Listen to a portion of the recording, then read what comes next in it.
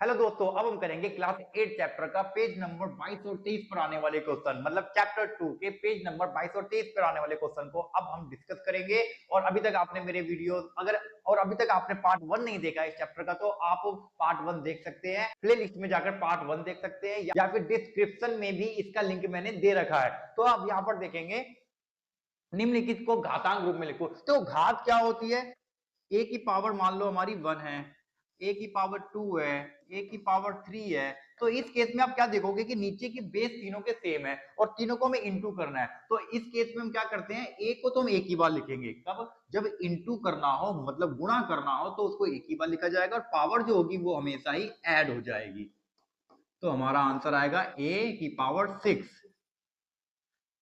ठीक है, तो इसी तरीके से देखो, जहां पर कुछ भी नहीं होता वहां पर 1 होता है, 1 1 1 1। तो यहाँ पर 6 4 बार है, तो 6 की पावर 4 हो जाएगी। आप इस तरीके से करके दिखा सकते हो जोड़कर भी। y की पावर 2 हो जाएगी, b की पावर 4 हो जाएगी, 5 की पावर 2 हो जाएगी, 7 की पावर 3 हो जाएगी, यहाँ पर 2 की पावर 2 हो जाएगी और a की पावर 2 हो जाएगी। 1 2 3 a की पावर 3 हो जाएगी और c कितने हैं? 1 2 3 4, c की पावर 4 हो जाएगी और ये आ जाएगा d, हमारे फाइनल आंसर। तो करने के तरीके में आपको याद रखना है कि जब भी मल्टीप्लाई का साइन हो तो पावर को ऐड किया जाता है, और जब भी डिवाइड का साइन हो तो पावर को माइनस किया जाता है। याद रखना है, जब भी इंटू करना हो तो पावर ऐड हो जाती है, जब माइनस करना हो, जब डिवाइड करना हो तो पावर माइनस हो जाती है।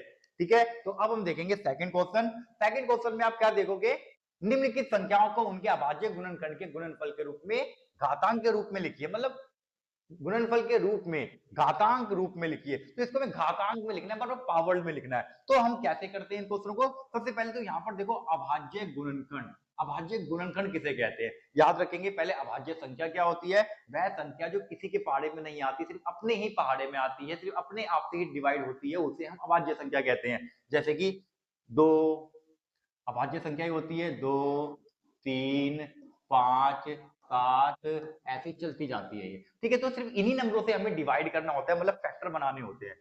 648 है, इसके हम करेंगे फैक्टर। 2 तिया 6, 2 दूनी 4, 2 चौक 8, 2 एकम 2, 2 छिक 12, 2 दूनी 4, 2 अट्ठे 16, 2 एकम 2, फिर 3 से जाएगा, 3 निम 27, 3 तिया 9 और 3 का 1। अब यहाँ पर आपको ध्यान देना है, आंसर लिखना डायरेक्ट। 2 कितनी बार है? 1 2 3, तो 2 की पावर 3 हो जाएगी। 3 कितनी बार है? 1 2 3 4, और 3 की पावर 4 हो जाएगी। तो इसको हम ऐसे लिख सकते हैं, मतलब इसको हम इस तरीके से लिखते हैं, और ये हमारा होता है आंसर। और इसको सवाल ने कहा था कि घातांक रूप में लिखो, मतलब we have to write in the exponential form, so it's a exponential form. अब देखेंगे हम 405। सबसे पहले तो याद रखना, जब भी पीछे 5 या 0 आ जाए तो वो हमेशा 5 से डिवाइड होता है। तो इसको हम 5 से डिवाइड करेंगे, 5 अट्ठे 40, 5 एकम 5। अब ये जाएगा 3 से,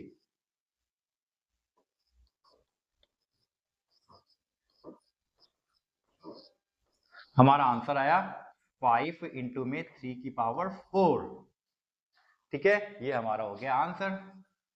अब देखेंगे नेक्स्ट क्वेश्चन। 540 है हमारे पास, 2 दूनी 4, 2 सत्ते 14, 0, फिर 2 से जाएगा, 2 एकम 2, 2 तिया 6, 2 पंजे 10, फिर 3 से जाएगा, 3 चौक 12, 3 पंजे 15, फिर 3 से जाएगा, 3 एकम 3, 3 पंजे 15, फिर 3 से जाएगा, 3 पंजे 15, फिर 5 से जाएगा। ठीक है, एक बार फिर देख लेते हैं। 2 एकम 2, 2 तिया 6, 2 पंजे 10, 3 चौक 12, 3 पंजे 15, 3 एकम 3, 3 पंजे 15, बिल्कुल सही है। 2 की पावर आ जाएगी हमारी 2, 3 की पावर आ जाएगी 3, और 4 की पावर 5 के हमारे पास अकेला है। ठीक है, ये हमारा आंसर हो गया, और इसको कहते हैं हम अभाज्य गुणनखंड के रूप में लिखना और घातांक रूप में लिखना। उसके बाद आता है 3600। तो 3600 को हम करेंगे, इसको आप खुद करें, और क्या आंसर आता है मुझे कमेंट बॉक्स में जरूर लिख कर दिखाएं। ठीक है, नेक्स्ट करेंगे अब हम। तो नेक्स्ट में देखेंगे, निम्नलिखित का संख्यात्मक मान बताइए। तो इसको हमें संख्यात्मक रूप में लिखना है। सबसे पहले देखो फर्स्ट क्वेश्चन, 2 गुणा में 10 की पावर 3। तो सबसे पहले तो हम क्या करेंगे, इसको तोड़ देंगे। अब इसको गुणा करेंगे तो क्या आएगा, 2 पीछे से 3 0 1 2 3, मतलब सबको गुणा करने पर हमारा आंसर ये आएगा। और हमें इसी रूप में लिखना है, मतलब संख्यात्मक मान, मतलब we have to write in the numerical value. तो ये न्यूमेरिकल वैल्यू है। सेकंड देखेंगे हम इसका। सेकंड है हमारा 7 की पावर 2 इंटू में 2 पावर 3। तो हम 7 को 2 बार लिखेंगे और 2 को 3 बार लिखेंगे। इन सबको गुणा करेंगे, गुणा करने पर क्या आएगा, 7 7 49, 7 7 49, 49 दूनी 98, मतलब 58, 58 दूनी 196 और 196 दूनी 392। तो हमारा आंसर आ गया 392 और ये हमारा फाइनल आंसर है। अब हम देखेंगे थर्ड क्वेश्चन। थर्ड हमारे पास क्या है, 3 की पावर 4। ठीक है, अब इसको 3 बार लिखेंगे, 4 बार लिखेंगे। अब इसको हम मल्टीप्लाई करेंगे। इसको मल्टीप्लाई करने के बाद हमारा आंसर आएगा 768। ठीक है, इसको आप मल्टीप्लाई करके देख सकते हैं। अब हम करेंगे क्वेश्चन नंबर 4। फोर्थ में देखो -3 है, -3 गुणा, आपको याद रखना है पार्ट 2 में मैंने आपको बताया था कि माइनस का पावर जब सम संख्या होती है तो वो आंसर हमेशा प्लस में आता है। तो इसको पहले तो हम 2 बार लिख लेंगे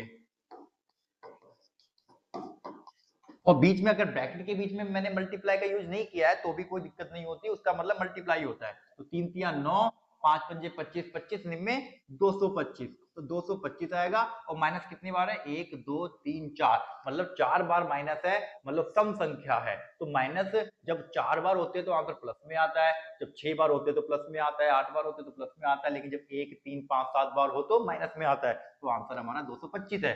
नेक्स्ट देखेंगे हम, 3 को 2 बार लिखेंगे और 10 को 4 बार लिखेंगे। 3 3 9, पीछे से 4 जीरो लगा देंगे हम, ये हमारा आंसर है। और ये लास्ट क्वेश्चन आपके लिए, आप मुझे करके दिखाएंगे और मुझे कमेंट बॉक्स में इसका आंसर बताएंगे। ठीक है, और फिर भी अगर आपसे नहीं होता है तो मुझे कमेंट बॉक्स में आप पूछ सकते हो, मैं अगली वीडियो के अंदर आपको टैग करके मैं ये जरूर आंसर आपको टैग करके डाल दूंगा।